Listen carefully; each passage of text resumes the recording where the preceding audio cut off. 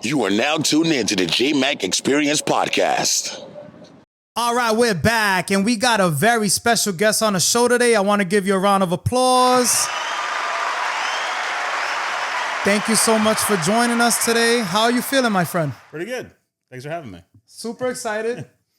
We're going to talk about a lot of wonderful things, and we're definitely going to switch it up this time. I've been hearing a lot of people saying, sometimes I could stick to the script when I do my podcast, so I'm going to start doing something a little bit different.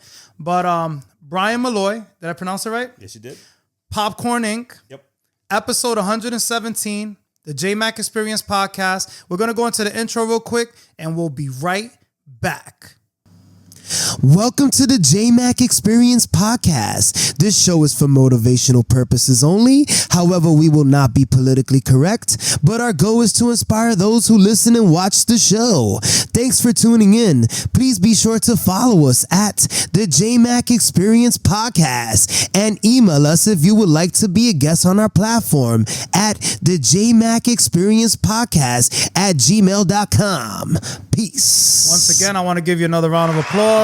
Truly an honor. I was doing my research and I seen all the wonderful things that you've done in your career, which is it's amazing. You never know who you meet, right? Sure. It's one of those situations. It's true. Yeah. It's been a ride. Yeah, it has. I haven't really, when you look back at it kind of all at once, it does look more impressive than it ever felt. Absolutely. In the process, Absolutely. But it was one of those things where I kind of never, I knew I was into graphic design illustration from a very young age, but I never actually saw a practical use for it that excited me like it did with doing merchandise. Got you. Yeah. So before we get into all that, everything that you've done, basically for those who are not aware, what's your name and where you from? And, what was it like more or less growing up? That's pretty much where I want to start at. My name's Bryan Molloy. Nice. I was born and raised in New York City. Nice. Lower East Side of Manhattan. And, went to, grade school and high school in the city, and then went to college. Which school did you go to? Went to Providence College. That's amazing. I come from a long line of Providence College graduates. My father went there. My some aunts, uncles, older cousins.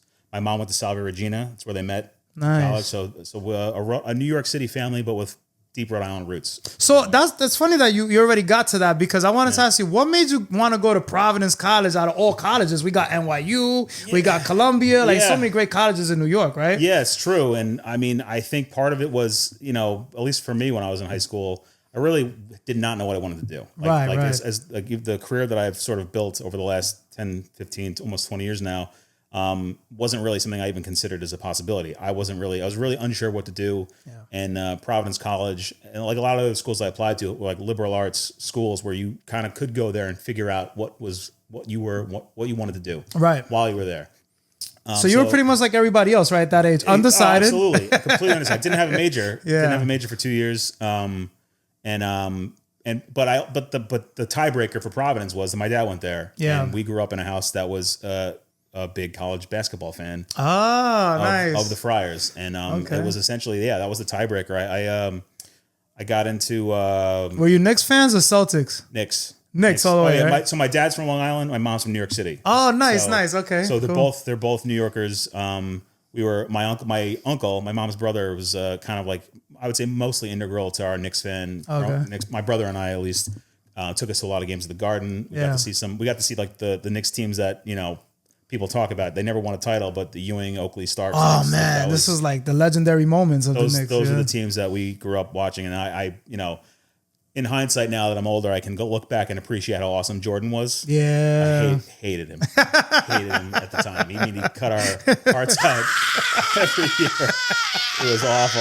Yeah. It was a bad time in that era, right? For Knicks fans. I mean, you know what's crazy about the Knicks, though? I mean, this isn't a sports podcast, but we definitely got to talk about it, because it's funny you said that you hate. I'm actually a Bulls fan to this day, because I was a big Jordan fanatic. Everybody was. Everybody loved Jordan. Except for Knicks fans. But I stood with the Bulls. Now everybody bandwagons. Just if Steph Curry's doing good, they'll go with the Warriors. Sure. If LeBron is having a great season, they'll say they're LeBron, Lakers fans, whatever. But back in those days is what I'm trying to get as it's tough, because even now the Knicks, they always get so close and then they just blow it. I feel like it's just. I mean, you're describing most New York teams, unfortunately. Yeah. Other than the Yankees, obviously, or they're having a rough time too now recently, though. Same with the Giants too. The football Giants. have, some Super Bowls, but the last decade, pretty much since Eli Manning left, they've been a disaster. So absolutely. a lot of the New York teams are struggling to find any type of success right now, and all my teams other than the Friars are New York teams. So I'm surprised that you didn't play any sports. Did you just play sports or like I basketball? played baseball mostly. Yeah. I mean, basketball I honestly was way too small. Yeah, it's tough. I got to high school under 5 feet. Yeah. So basketball was out, football was out. I was okay at baseball. I was probably the sport I liked the most as far as playing and watching. But what did you play? Even that, like I was just, because I was again so short and didn't really have the strength to throw very far. Second base. Second base, gotcha. Pretty much where you put that person. That's so cool. I've always wanted to play Little League. I never got the chance. That's awesome. Did the whole Little League thing like in New York City at least. Like they have the one in our town, Stuyvesant Town Little League was like pretty great. It's like right there in the city. They have like actual fields and it was pretty popular at least in the 80s and 90s. So now we want to fast forward a little bit. So now you get to college. You said were you who sparked your interest is what I want to know more or less to go into graphic design. Like how did that start? It was like weird because I never went Providence I did not go to for graphic desigin. Gotcha. I eventually graduated with a marketing degree. Oh wow. Because that had elements of creativity that no other real aspect of it. Like I did about 2 years of an English major and that didn't really work for me. It was too much of analysis of other people's writing. It didn't work. So you were trying to figure it out, right? Yeah. So I switched to marketing, which I kind of liked a little bit more. It had that element of advertising and things like that. And I found myself in all of like our class projects and all the team projects I was in. I was the one kind of like sketching out the storyboards for whatever projects we were doing, our presentations, stuff like that. And while I was at school, I also had an outlet where I was, I did like a lot of cartooning and illustration for the school paper. Oh, so that was like pretty much like your introduction, you could say, right? Much, yeah. That's so you draw as well. You're an artist. Yeah, I mean, I was mostly like back then, especially. It was a lot of like quick hand sketches and like cartooning and stuff like that. Nothing I would consider like beyond that much of like maybe like a well thought out doodle. That's kind of like what they were. Like the Bazooka Joe, you know, how you get those little sketches. Not even that good. Yeah, not even that good. You remember those, right? The 5 Oh hell yeah, yeah. We're bringing you guys back for everybody watching. Okay, so you start doing the sketches and stuff like that, and then what happens from there, more or less? So yeah, after college, I look for work in any field I can at that point. And even though I had a marketing degree, I was like, I just need a job. Right. And I kind of bounced around on different jobs, again, still trying to figure out what I want to do. Like you said you had some jobs probably that you hated too, right? I was looking at your stuff. Yeah, the first actual job I had out of college, I was actually a production assistant for a season of a show called Third Watch. Oh wow, that's pretty cool. Yeah, and it was really interesting. Like I was, because you're on the production side, so you're not really. Like I basically was the low man on the totem pole. I did a lot of crowd control, moving extras from stage to stage, like moving like stuff like that, getting yelled at a lot. Yeah, things that got screwed up. That's so different from everything that you went to college for and stuff, right? It had nothing to do with it. It was just a job. It was a job that I could do with zero experience. Right. Right. And but I after one season of it, I'm like, it was clearly not for me. There were people there that really loved it, and I was like, I need to find something that kind of like they liked as much as this. And but I still had no real idea of how to do that, so I kept moving. I worked I worked as like a sales assistant for web ads, New York Times. What was the worst job that you got that you like? I fucking hate this job. Like I got to get out of here. I mean, it was ironically, it was probably the last one I had before I moved to Rhode Island. It was actually after I started in graphic design. Which one? It was I left. So after I worked for a company that did home improvement stuff, and it was really a fun experience as a startup. Yeah, they were kind of trying to compete with companies like Angie's List. Oh, gotcha. But they hired me to do everything. I did like the branding, I did all the web design, I did all the videography and editing, all that stuff. That was cool. But after a couple of years, they kind of pulled the plug on that and kind of absorbed me and the rest of the people that were doing the website into their parent company, which is more of just a standard construction company. Yeah. So basically, what happened was I found myself doing junk mail for them. That's like they didn't want to fire me, which I appreciated. But I'm now drawing mailers to send to people to help them to hire someone for a new roofer. I'm like, that's when I was like, I have to get out of here. This is not a job for me anymore. And that's when I was like, maybe I should leave New York. Maybe I'll look outside of New York again. Oh, so you were still in New York at this time working? I was still living and working in New York. You know why I'm asking this? Because like at least you didn't have jobs that I like. You know, it happens to all of us, right? Because when we're in our early 20s, we could say, right, and we're undecided and stuff like that. Bro, I've had jobs as a dishwasher. Like I did bus tables. I bust tables. Worst, I did that. That wasn't great. Yeah, I was a little young. I was during college. I bust tables. That was like like a lot of those jobs you do because you need money. But you also they're like they help you realize what you don't want to do. Or like motivate you to kind of like try something else or get better at something else to try to move your career in a direction that you wanna. So gotcha. That definitely all of those jobs that I worked at, like I all you learn something from them. Yeah, and they all helped kind of like push me towards like, well, if you don't want to do this, what do you want to do? Yeah. And that's when I was working. One of the last jobs I had that was not in the design field. I started taking night classes. Oh, okay. And that's how I caught up on like all these programs like Adobe Illustrator, Photoshop, all the things that you need to know. This all led to the graphic design. Yep. And this is you were still in New York at this time? Yeah.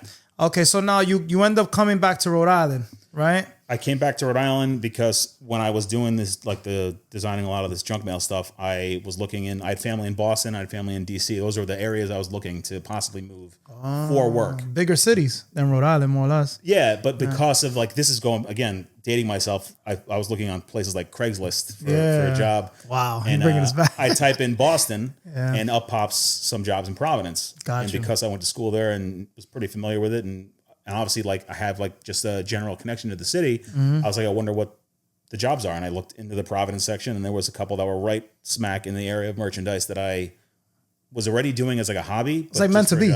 It felt like it. Yeah, it did feel like it a little bit. And like in the matter of like 3 months, I had moved out of New York and rented an apartment in Providence. I was working in Rhode Island, and the rent's way cheaper, right? There's so many perks to going to Providence from New York, right? Crazy how much cheaper. Well, I was living in Astoria, Queens, God. Long Island City Expensive. at the time. And it was pretty expensive.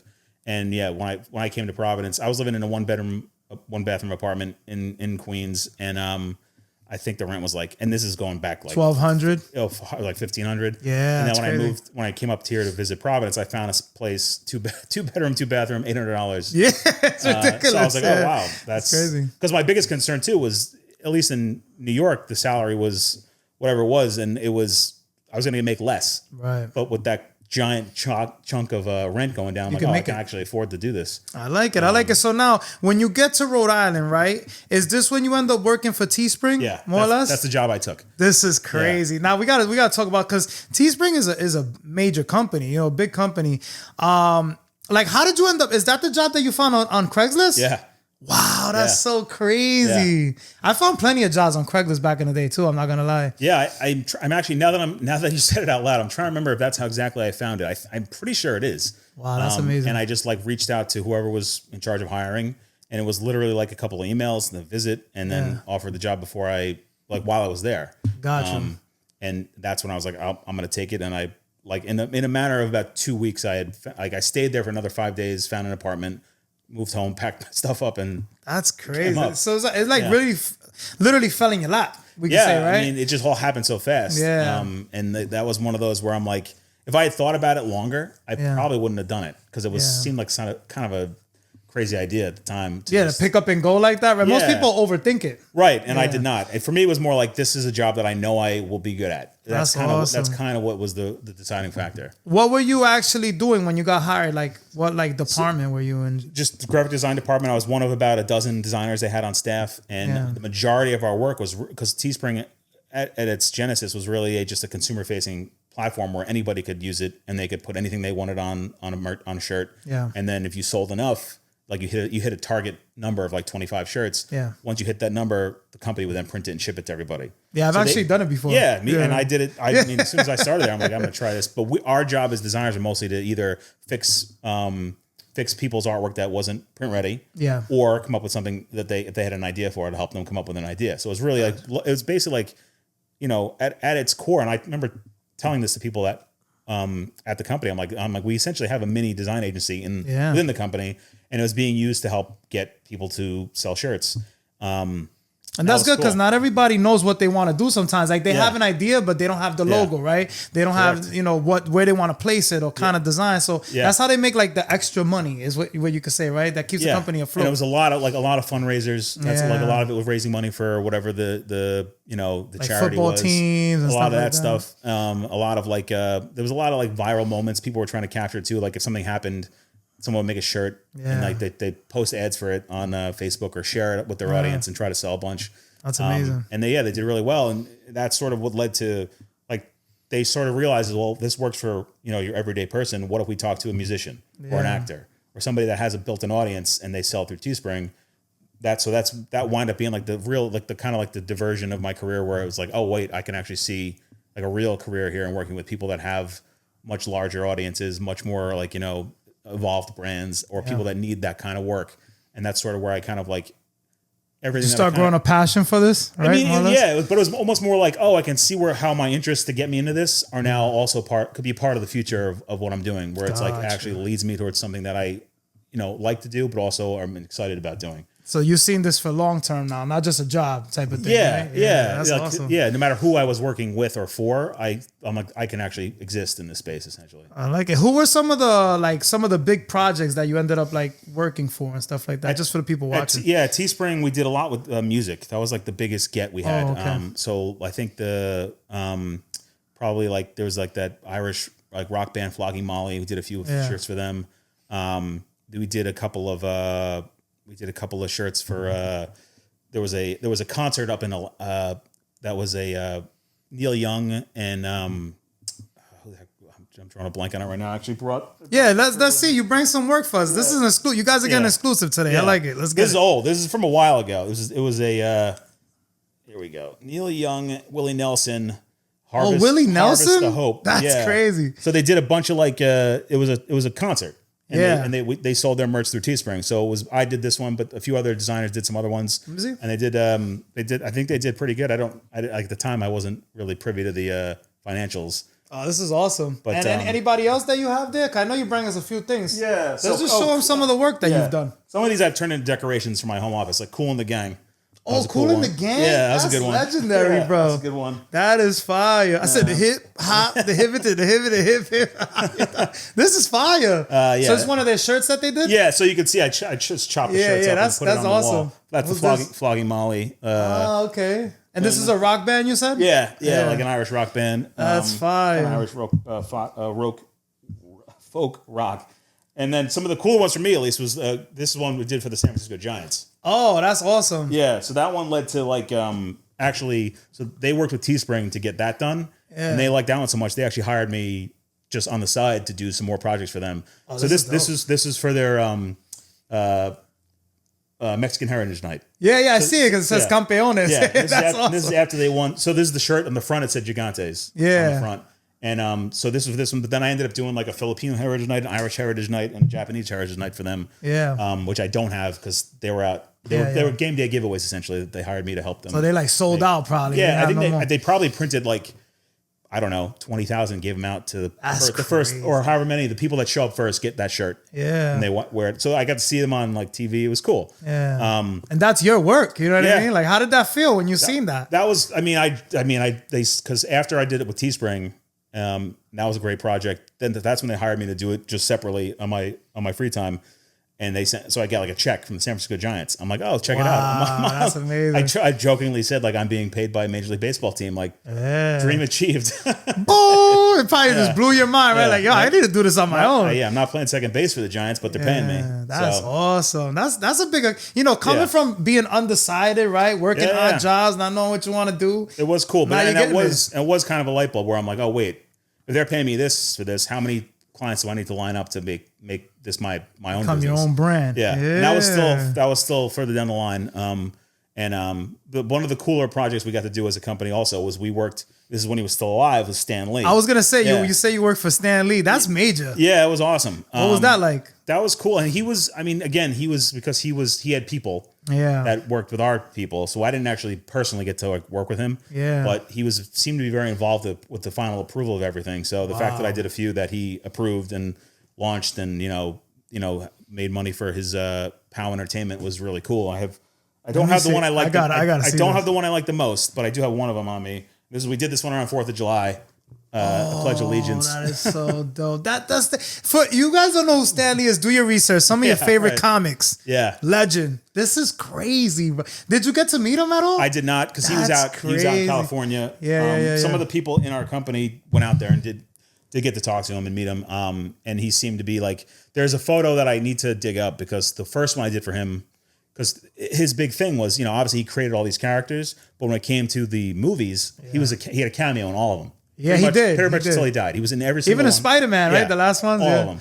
That's crazy. So the one I did, the first one I did for him was kind of like a superhero pose of him with the superhero name of Captain Cameo. Fire. That's the one he really liked. There's a photo of him out there wearing the shirt, doing like the Spider-Man fingers. Oh, I'm gonna look for it on Google. I gotta put it up when you talk about it. And he tagged me on Twitter, that. It was cool, and that was sort of the. But again, you're working for a company that's doing all the legwork for you to put you as a designer in connection with the people that need the merch design. So the big dogs. Yeah. So there was that big level of that's a huge gap that I'm like, I personally can't really I can't close that gap. So instead you basically look for other places where maybe they'll pay you a little bit more money and you get to a little bit more of the work you like to do, and that's what ended up leading me to leave Teespring.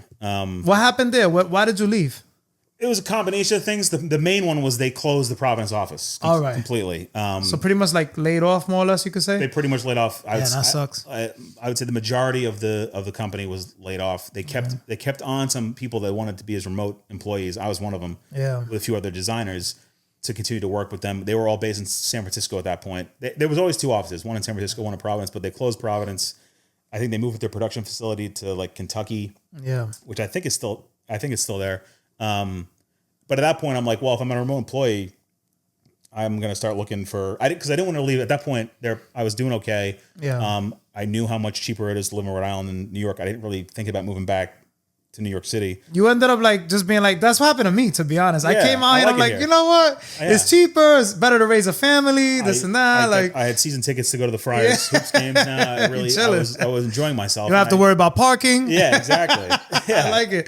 That to me was also when I moved here from New York, I grew up in a never used a car in New York City. There's just no need always for it. On the subway. Train, always on the subway. That was always Long Island Railroad. So when I moved, Long Island Railroad, Metro North. That's what, this is crazy. We can relate. This is good. I like this. This is a good episode. And but so when I moved to Providence, I purposely picked a place to live that was walking distance, right down Wickenden Street where the office was. Oh, Wickenden Street is nice too. Yeah. Nice area. And and Providence is such a small city that I can walk this whole city in 20 minutes. So I don't really need. I still don't need a car, so I liked being in Providence. Yeah. Same here. And that's when that's when I met my now wife at that point. Yeah. And I wound up finding a job posting, or actually I think I might have got reached out to because a company that was a competitor of Teesprings in LA had more of a focus on the things that I like doing. Right. It was all whether you like athletes, musicians, influencers, what they're now obviously called, but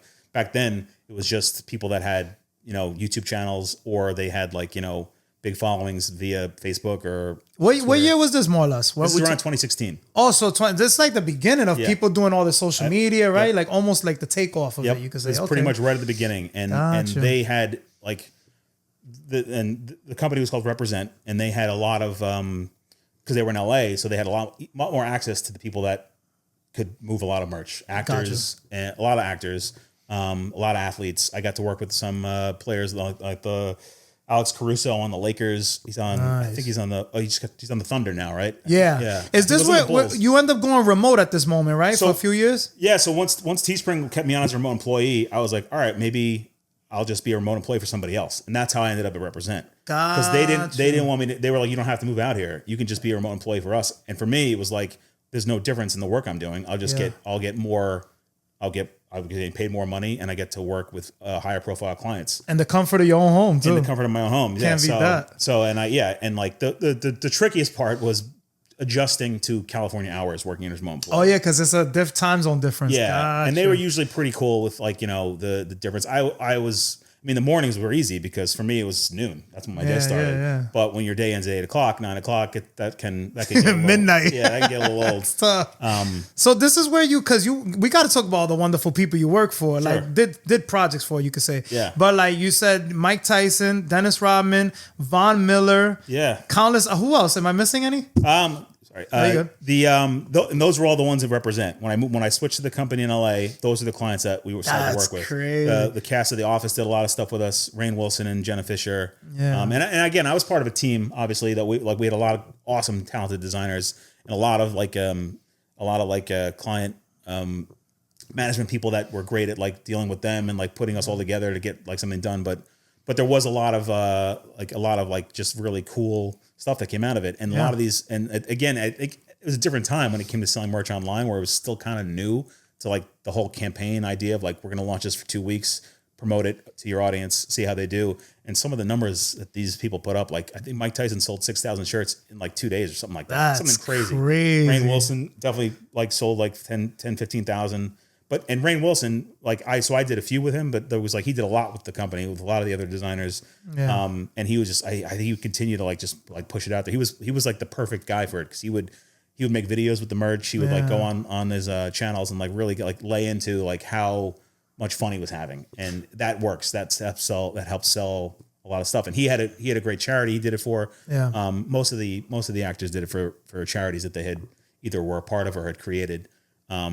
But there was a lot of just smaller acts, smaller YouTube acts, video gamers. They all just wanted to make merch, and they had audiences that wanted it. So, generally speaking, when it comes to that stuff, if you have people that are engaged with what they're creating and their audience is into it, and they like them and trust them, they want to support it, and they want to wear it out. You know what I mean? Not to get too off topic, but you see people like Kanye West, right? You've heard of these. I'm pretty sure because you're in this world.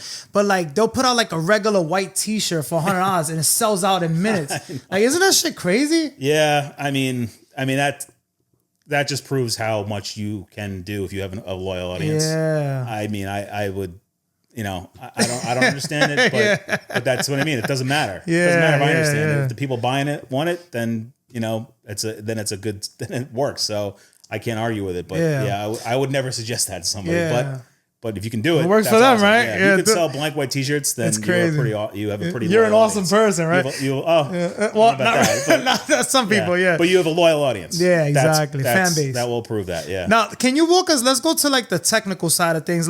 Walk us through more or less your design process, from concept to final product. I mean, you don't have to give us the whole thing, but more or less. I mean, it's a lot of it. One of my favorite parts of the actual process is if it's somebody who that doesn't know what they want to do. A lot of times it'll be a client who knows exactly what they want. Yeah. Those are usually pretty straightforward. Here's what I'm looking for, and then I can kind of tell if I can do it and how fast it will take me and how it will work, whether getting into costs and things like that, however we would shake that out. It's just a very straightforward process. It's usually people that don't know what they want, or I'm trying to tell them, I think you could sell merch. Here's how I think you could do it. A lot of it is there's a lot of research that goes into it. And even if the research is simply just watching a lot of their videos, looking for patterns in sayings, gotcha. Catchy phrases or and stuff, comments, and what they might be, the commenters might be saying. You can pull things out, and one of the more basic ideas for merchandise, but still a solid one that will stand the test of time, is a saying on a shirt. That works. That always works. If you have a saying that people associate with you, and you put it on a shirt, some people put in regular block print and they can sell them, but you add a little bit more design to it. Here's one of my more recent clients is a YouTuber, and love to all was his catchphrase. And what's his name? His name's Black Hallow. He's a gamer. He has a Twitch channel. Oh, that's fine. And he wanted a word mark of his saying. Yeah. So it became all right, how do we make this look cool? Perfect example how we just gave it. That's awesome. That was not planned. Yeah. And so his little logo was included up here, and his name is his handle down there, and so there's really no blueprint, I would say, as far as coming up with the design. Right. When it comes to maybe selling it, I think there's a little bit more of a blueprint that you can follow, right, which can produce varying results. But the design process itself is always the most fun part, because that's when I get to ask the most questions of somebody, just to sort of feel out what they're looking for, or what kind of merch they want. Yeah.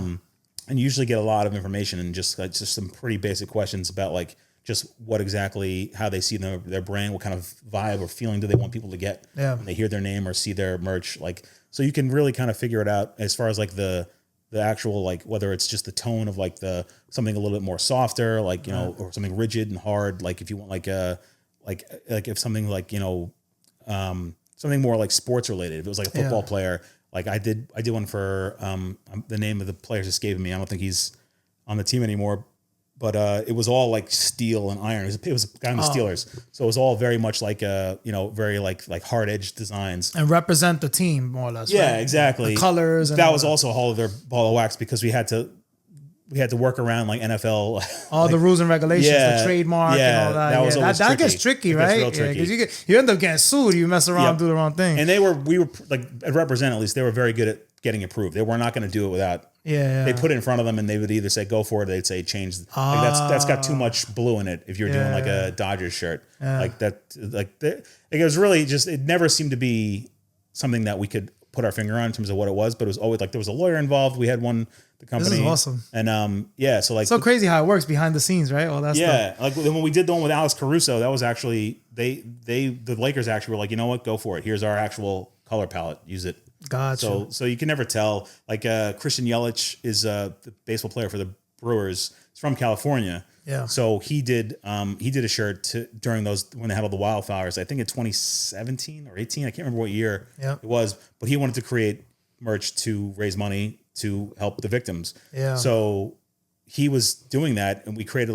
this heart logo with like California sort of making up the left side of the heart, and the Brewers, and then the Brewers got on board. Like they literally like not only can you use it, you can literally take our logo and like stick it into the logo also, and like combine it with his logo. Wow, so that's like, crazy. There's photos of him and some of the players in the Brewers wearing the shirt, and then Jonathan Goff, who's the Rams QB now, but was the Lakers QB, he liked it, so he's like, let's do a Rams version of the logo. Yeah. I think we ended up trying to do a Clippers version of it too, but it didn't go anywhere. It's like a chain reaction, right? Totally. Like one person likes it, the other one comes, the other one comes. And that's awesome. Like the nature of like how these companies worked was the viral movement is really what moved a lot of merch, especially when it's for a good cause. Yeah. From somebody who was well known. Something positive. Yeah. So now basically I'm getting to Popcorn Inc., right? Sure. So basically now COVID happens, right?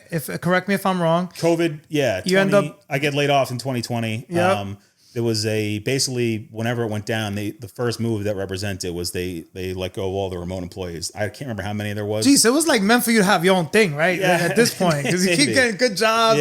Yeah. And so you got laid off again, more or less. Yeah, that was a straight. We're like, we can't. We're letting all of you go because the company that owned Represent was a company called Custom Inc. Custom Inc. I've heard of them too. That's crazy. And they if you look at their business model, and I don't know the finer details. It was more of like just me sort of like using what I thought was common sense. Their big product was shirts for events, family reunions, business outings. All those went away in 2020. Yeah. So they weren't making money anymore. Obviously, nobody's outside, right? Exactly. So Represent, as being part of the company, had to make cuts, and that was their. I mean, I don't know the real reason for it. Could have been salary related. Could have been they wanted a mixture of. They wanted to make sure everybody that was in the office could come back. That was like their primary. I don't know, but at the time, I was like, it was a bummer. It's always a bummer to lose your job, but I wasn't like devastated, especially because at the time they did I got a pretty good government severance. Yeah, right. Everybody was. We were living pretty good, but now we're paying for it. To be honest, yeah, that is true. Yeah. But yeah, so Popcorn Inc. It's something I've been doing on my own on the side. You already had the idea, the concept, everything. It was really all it was just me doing pop art of my own making and selling it at like art markets. That's all it was. Okay. And because of like it's just the nature of its name being like, you know, entertainment plus ink on merchandise, it sort of like fit as far as like. I was gonna ask you, what made you think of that name? Yeah, it was because originally it was basically I was recreating movie posters in ways that I wish they still made movie posters. Gotcha. So that makes sense why you do posters and logos. Oh, okay. Yeah. I like that. That's pretty cool. Okay. And so like it was basically just a fun side project. Yeah. It led to a couple of like weird opportunities. I actually wound up meeting somebody who was the dean of continuing education at RISD. And he hired me. I taught a class at RISD to high school students in like learning poster art through Adobe Illustrator. This is crazy. How life is, right? It just leads you different directions. And that's how I met Chris Revel. Yeah. He popped by. Shout out to Chris Revel too. He actually connected us. Yeah, he did. Awesome. I was on his podcast, mostly talking about like kind of just what we like in terms of like artwork and that kind of stuff. But because it became sort of like the brand that sort of just was that I sort of grew attached to, I was like, if I'm going to build anything, I might as well use this. Like I have a logo that I like. I have like, or like I have a lot of like a portfolio of stuff that I can now attach to the Popcorn Inc. brand. So you pivoted more or less this time to like posters, logos, branding, apparel. And then did you have your own website at this time and everything or not yet? I think I did, but it was just my name. It was just like my portfolio of BryanMolloy.com with just my artwork on it. That's sort of that's where I pointed people to. I didn't actually build a Popcorn Inc. I had just like had an Instagram handle. And it's still, fairly, it's not like I don't have a massive following in that, so to speak. It's just a place I put my stuff for somebody to like, if I said, oh, just look at it here, you can check it out. It's a really nice website. Everybody check it out. What's the name of the website again? We got to promote it. Popcorn Inc. Actually, popcorn.inc is the actual website I have. Gotcha. That's the one that I'm sort of building towards. That's now. That's the one that's sort of like in the middle of where I'm like trying to refocus because what happened was after I started my own company at the end of 2020, I can want to work for a bunch of individual clients, but it's hard to stack them up in a way that I can make a living doing it. Gotcha. Okay. So what I wound up doing was working like more of like as a contracted employee essentially for different companies over like 1, 2, 3, 4 months like strips of time. But a lot of it was in merchandise and design, so it was in the area that I wanted to be. But I was essentially working like basically doing bulk orders where I would like work for like a company.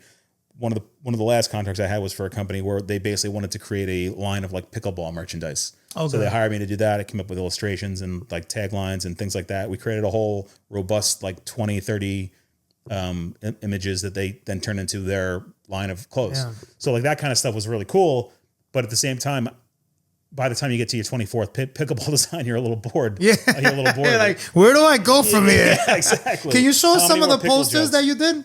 Yeah, so these are actually some from other podcasts that one of the earliest podcasts I worked with was one called RHAP. Nice. Rob has a podcast. Rob Cisternino was a cast member on Survivor, one of the earlier seasons of Survivor. Oh, wow, that's crazy. That was a good show, I'm not going to lie. Still going strong. Season 49 right now. It's crazy. It's a show that I definitely watched a lot of. I reached out to him when I was at Teespring, and I was like, your podcast is pretty popular. Have you thought about merch? He hadn't. So I convinced him to do merch. He did really well with some of the early stuff we did.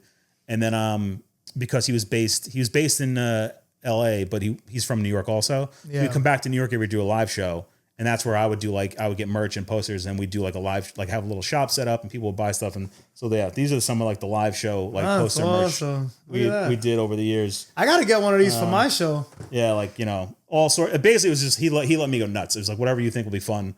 Like I was like, oh, cereal box. This is the same poster. Show, the same exact show. Yeah, like same two guys. The podcast was called The Know-It-Alls, and they had So I like this one because it reminds me of the New York Times, right? The New Yorker. Oh, the New Yorker. Yeah. This is awesome. Cool. So like, that kind of stuff. That's sort of where I was like, I'd rather be working with like people that have their own little like, company that need people to like kind of help like jump in, help them for a project, whether it's a live show, a merchandise campaign, or something like that. And then sort of like, move on to somebody else that might want to work with me. You see, but your college helped this going because marketing, networking, it all always comes together, right? Yeah, I mean, nothing is unused as far as like the whatever you go through was going to help you in some way. Yeah, that's pretty cool. Depends on the lessons you take from it. Now, because not everything is always peachy, especially when you're doing things like this. How do you like deal with a difficult client? Like, how do you like, maneuver around that? I'd say the hardest thing is basically if I'm working for a company and I'm essentially the point person or the designer for a project that's a client's difficult, all you can do is just try to give them what they want. And after like usually if it's somebody who rejects a lot of your early ideas, and again, if I'm an employee and I'm working with a client, at a certain point, I'm like, I need to just make this client happy, whatever it takes. Right. There's a danger in that because sometimes it's time consuming, but they might be happy and then they put it out in the world and nobody likes it and then it's your fault. It's like, oh, I should not win with this. Now they're blaming you again. Yeah. So I mean, but for the most part, since I've been on my own, at least I haven't had that much trouble with that. Gotcha. That I've been fairly lucky. I'd say most of the people I work with, even if the project is a quote unquote failure, I've never had it become like hostile. People are easygoing, more or less. But it's more just like I try to be as upfront as I can with what I can do and what I'm going to deliver. Yeah. And really only maybe 2 times in the last like 2 or 3 years I've had projects that fell apart, and mostly it was the client saying, I don't know what I want anymore. Like you've done everything you've asked. Sometimes it's trial and error, right? Yeah. Especially with these things. But you learn lessons too about like you don't want to waste too much time on something that's going nowhere. So you try to come up with like, you know, I haven't gone down the road to getting contracts made. Yeah. It's something that's it's in my forefront right now, something I might have to do, because just for the protection of like, look, you know, here's what we're going to do. If it doesn't work, here's like an escape clause fee where it's, you know, whatever, a couple $100 to kill the project. Stuff I don't want to do, but stuff that's unavoidable. If you work with enough people over time, you're going to have things that go sideways. I've been fortunate enough to have most of them go pretty well. And what helps is actually having like a portfolio of work out there that somebody can look at it and make a very quick call if they want to work with me or not. That's usually the easiest. Like if somebody wants to work with me, it's generally because they've seen the work I've done and they trust me. Obviously they're interested, right? Yeah. If sometimes there's people that don't see my work and I'll get referred to. Those ones can be the trickiest because they're like, oh, so-and-so told me this, but they haven't looked at any of my work. They might want something completely different than is capable of me.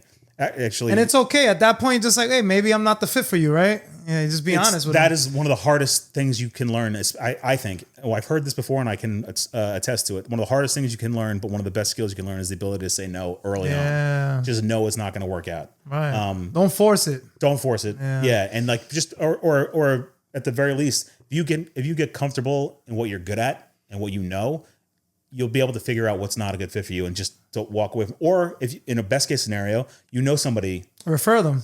There you go. You know what's funny? It's just like, so it's funny. It's so ironic actually that your brand is popcorning, because just like the tattoo world, there's people that are not good at portraits and they'll be honest with you. Listen, I'm not really good at portraits, but I have a tattoo artist that can do portraits. Yeah. Go to them. Or some people are good at color. Yep. And they'll say, you know what, go to this artist for color. Yeah. Not everybody can do everything, you know? Exactly. So, and it's, it's the best way to, you know, if you can create a network of people that you trust, you can actually like, you know, help.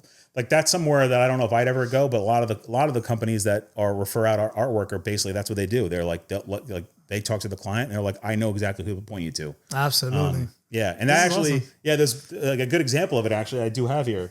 So this is another Chris Revel Connect.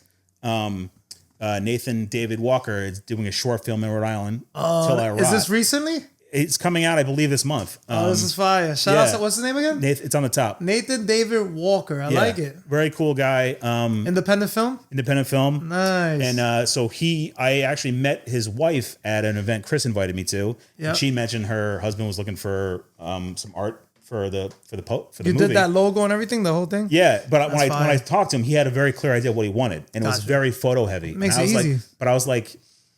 I'm like, if you want that sounds like a great idea. I'm not the guy for that. I'm like, here's how I would do it. Yeah. And I tell him how I would draw it. I'd send him some of the samples of my old stuff. Be like, I'm thinking of something like this, but like a little darker. And after talking to him back and forth, he was like, you know what? I like it. Let's do it. Yeah. So that way the expectation was set. There was a lot less room for him to be upset with something that didn't look at all like he wanted. Because I told him exactly, I knew what I was good at. Here's how I would do it. It's not what you're looking for right now, but I actually think it could work. And that to me is a better way to operate, just because you'll either basically like say, hey, you know, go our other way. We each go our own way. No hard feelings at all. Honesty is the best policy. or here's what I'm good at. Like, do you like it? Let's do it. I love it. We're going to be wrapping it up shortly. If you could collaborate with any brand or artist, who would it be and why? Well, I mean, I do get to collaborate. Like the top of the list would have been something like Providence College. Yeah. I do get to collaborate with Providence a lot. Over the last decade, I've done all their senior night shirts. Yeah. So that's been really cool. Work with the athletes. I get to do a lot of that stuff that involves the Providence brand. It's always cool to see it out there. It's all like the giveaway shirts. So that's cool. So I have to pick something else. I mean, it's kind of I still have a very deep rooted passion for what got me into art and design in the first place. It was like baseball, basketball, football, hockey. Gotcha. Like working with those kinds of teams is still part of like the ultimate like goal. Yeah. But having done a little of it here and there, I know that it's very restrictive as far as like where you can go. Sometimes it's not, sometimes it is. So I've also found that I think the most creative freedom you can have is working with musicians, because they usually want to go a little nutty. They usually have a lot less restrictions they could have an album coming out that's got a certain vibe or feel to it, and the second one that's totally different. So like the artwork's never it doesn't get stale, I don't think. You could get more creative, right? Yeah. So I mean, it's really hard. Like I did a lot of stuff with a band that was one of my like favorite bands. It was an Arizona-based band, independent band. They happened to be under the label that Teespring was partnering with back in like 2016 or 15. So I was like, can I just reach out to them? Because I'd like to work with them. And they eventually worked with us. They did about 4 or 5 shirts. They did pretty well. So when I get asked the question of who would I really reach out to now, it's hard for me to pin it down because I feel like so many of my answers from 10 years ago I've got to do. It was kind of cool. So it's really about like who do I like? There's a difference between somebody who I think I can help out that is already in a place where they just need somebody to help that last little push, or somebody who has no idea what they're doing. And I really can kind of come in and be like, here's how I would do it if I were you. But yeah, I mean, to me, it's really, I think I guess the ultimate would be like probably just the Mets. I mean, honestly. The Mets? That's crazy. Shout out to all my people in Queens. Yeah, that's amazing. That's funny you mentioned Mets. That's awesome. I'm a Mets fan. Yeah. Unfortunately, through the tough times, which we're going through. Yeah, now. I know. It's been rough. It's been rough for New York overall, like we said in the beginning. But yeah, doing some stuff with the Mets would be awesome. They definitely have like I love the colors too. Yeah, and that's a whole they have a whole I wish they orange would, with the blue. Yeah, that's what I wish they would stick with. They go a little crazy with some of their other uniforms. Some of the jerseys are crazy. I'm not gonna lie. But it goes back to the question if fans are buying it. Yeah. Well, I guess, who cares, it's okay. Yeah. Yeah, that's awesome. But that's so. Yeah, I don't know. I basically it's a cliche answer. The next client I want to work with, the goal for my next client is the next client, whoever I can. That's work with it, next. right? As long as you're still working. Whoever is psyched about working with me and wants to get something done, whether it's logo, merchandise, posters, whatever, those are the best projects. The next one. We got something in the works. I'm gonna give you guys an exclusive today. I'm super excited. I'm not gonna lie. When I seen it today, and it's funny because you sent it to me like 2 days ago, and I finally said, "Oh shit, I gotta look at my email." I look at my email, I'm like, "Oh, this is fire!" So super excited. By the way, thank you so much. Yeah. We're gonna get into album of the week real quick. Album of the week on the Jmack Experience Podcast. Album of the week this week is Taylor Swift, "The Life of a Showgirl." Have you heard it yet? I have not. Everybody's like super stoked about it. I got a few good songs, I'm not gonna lie. Yeah. We're gonna get into movie of the week. Movie of the week on the Jmack Experience Podcast. Movie of the week this week is The Strangers Chapter 2. I know you're into horror, correct? You like horror films? In and out. You gotta check it out. Yeah. Comes out Friday. All right. Yeah. So we spoke about a lot of wonderful things today. What's next for Popcorn Inc.? Anything else that you want to promote that I might have not covered or skipped over or missed? So no, not really. Like I'm sort of in a transition period right now. I'm really trying to build with a focus more on like individual clients. And like it's like a twofold thing. There are ones like popcorn.inc is like my new site. Gotcha. That's for people that are like have like, advanced budgets, like people that actually have like built up their audience, are really ready to dive in on this. But I don't want to turn away people that are sort of like really new to the space entirely. And that's where we talked about like maybe like a collaboration sort of like store where basically we build the design together. We put it on my popcorninc.store.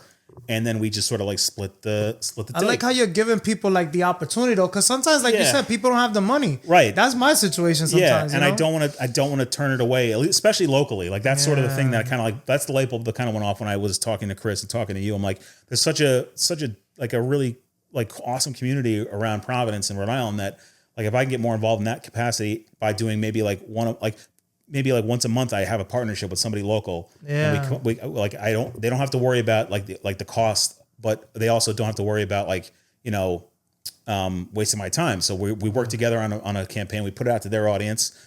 Hopefully somebody likes it and they can sell it and we can both share in the success, right? You never know though. Yeah. You might get one that hits a home run, right? And you're like, absolutely. Shit, look, I took the chance on this person and we sold a whole bunch of merch together. You know what I mean? The unknown of that process is always exciting. Yeah. And it's but also just having somebody like just be able to wade into the process of working with a designer and working on their merch. It's an important step for anybody to take who's never done it. Yeah. And it's a kind of a risk-free but fun way to sort of start it off. I love it. Well said. Where can people follow you social media wise? Popcorn_Inc. is that's my primary thing. I don't really post on like X or Twitter or whatever. Instagram? Instagram, yeah. Sorry. So Popcorn_Inc. INK. that's sort of my go-to right now. It's not as active as it should be. I'm hoping to really ramp that up in the next, basically start end of this year, beginning of next year is really, I'm hoping to have a lot more going on there as far as like this kind of stuff that we're talking about now. Absolutely. Can we agree that all the experiences that you went through got you to where you are today? Absolutely. Any advice out there for those who may be experiencing the same situations you went through or going through now? I would say if there's something that you really, really love doing, don't leave any stone unturned trying to figure out how to do it. Because ultimately, it's not going to be easy. But if you get there at a place where you're comfortable and you're happy and you're actually like find yourself moving forward, it will feel worth it. Even though at the time it can be tough, and it was for me at times too. So I know the struggle can be real and it can feel like there's no hope. But even now, like I feel like I don't know, I'm not where I want to be. Yeah. But I know where I was, and I know that there's always a place to go move forward. So yeah, I would just it's cliche, but don't give up. Right? It's if you really love it, don't give up. I like that. Any last words or special shout outs before we sign off? Let's go Mets. Let's go Mets. Yeah. I love it. That's so cool. Shout outs to you, man. I appreciate everything that you're doing. Super excited to work with you again. Thank you so much for being on our show today. Yeah, thanks for having me. It was an absolute honor. Shout outs to our sponsors, Black Sheep Sea Moss. Shout outs to Space Style Snacks. Shout outs to Vitamin Energy. And shout outs to Conversation Studio. If you want to get your podcast on, make sure you contact them. Lovely space, great people. Hit them up and get your podcast on. You already know. Episode 117, Popcorn Inc., the Jmack Experience Podcast. We're signing out. Grah. Thanks for coming on the Jmack Experience Podcast. Be sure to come on for another episode every single week. Until next time, peace. Yo, if y'all want to submit your music, right? Make sure you submit your music to the Jmack Experience Podcast at gmail.com. We're going to do something different this year. Submit your music. We're going to do, how about this? I'm going to start doing something crazy. Since we're always booked up, whoever got the dopest track that you email, whoever got the most fire track, I'm going to bump you ahead of my schedule. Instead of you having to wait, whenever I got an availability and stuff like that, I'm going to bump your spot and you're going to be able to come on the week of if you got some motherfucking fire. But the track got to be fire. It can't be no fucking bullshit. It got to be, bars. You know what I'm saying? That's the shit I like. I don't want to hear none of this shit. I don't know what the fuck you talking about. But I want to hear some straight bars. If you got something crazy, lyrical, some shit you could feel, we're going to bring the real shit back. You know what I mean? Which is coming back. But yeah, email that shit to the Jmack Experience Podcast. Send your music in. And I'm going to be the judge, and I'm going to see if this shit's fire. If it's fire, we're going to premiere it. We're going to get you on the podcast ASAP. So make sure you send them tracks. We're doing something new this year. And I want to know, put a little, when you submit the email, put where you're from, what's your name, what's your Instagram handle. You should already know how to do all this, but I'm going to just put you on. Don't just send me a track one. You know what I mean? Like, make sure the shit's labeled. Make sure it got your information. Make sure there's a link to the music video. I can go check the music video out because I might just stream that shit live and just, you know what I'm saying? Give you some love. So make sure y'all tap in. We doing something different. New music reviews. You already know what it is, man. Jmack Experience Podcast.